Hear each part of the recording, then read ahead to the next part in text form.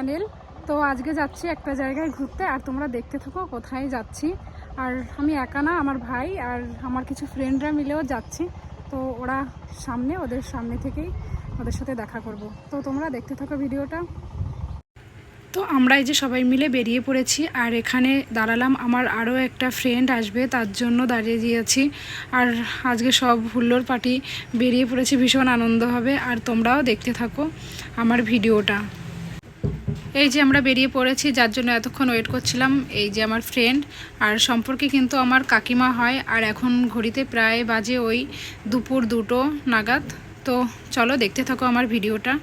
আমরা যাচ্ছিলাম হচ্ছে একটা আন্দুলপুরটার দিকে, ভাইরাল জায়গা, অনেক দিন ধরে দেখছি ইউটিউবে, ফেসবুকে, যে জায়গাটা প্রচুর ভাইরাল হয়েছে।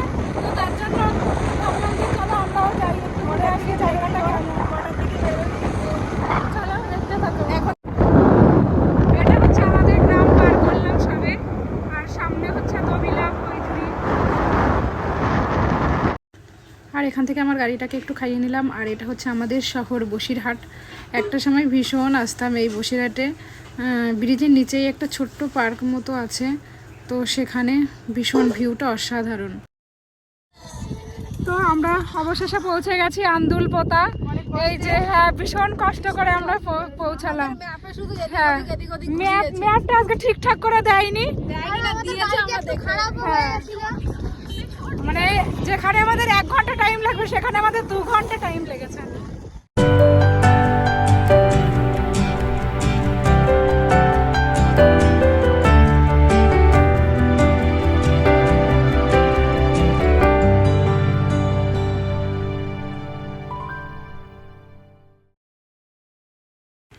এখানে এসে জানতে পেরেছি 300 বিঘা জমির উপরে এই ভেরি, মাঝখান দিয়ে পাকা রাস্তা, আর তার 2 সাইড দিয়ে যত দূর চোখ যাচ্ছে শুধু ভেরি আর ভেরি।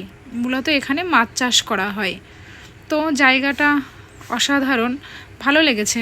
তো তোমরা যদি এখানে আসতে চাও তাহলে আসতে পারো। জায়গাটা তো খুবই সুন্দর।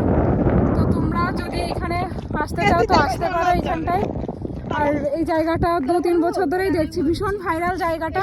আমরাও ইউটিউবে দেখতাম, তো ইউটিউব দেখেই এখানে আসলাম। তো বিকালবেলা তো খুব সুন্দর লাগছে জায়গাটা, মনে হচ্ছে আর বাড়িতে এখান দিয়ে যাবো না, হেভি লাগছে জায়গাটা। আর এই যে এরা তো ভিডিও করতে ব্যস্ত, আমি এখানে বসে বসে হাওয়া খাচ্ছি। খুব সুন্দর জায়গাটা।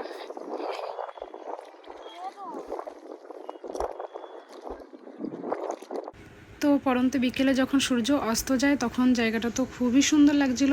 আর চলো পুরো জায়গাটা তোমাদেরকে আরও একবার ঘুরিয়ে দেখাই।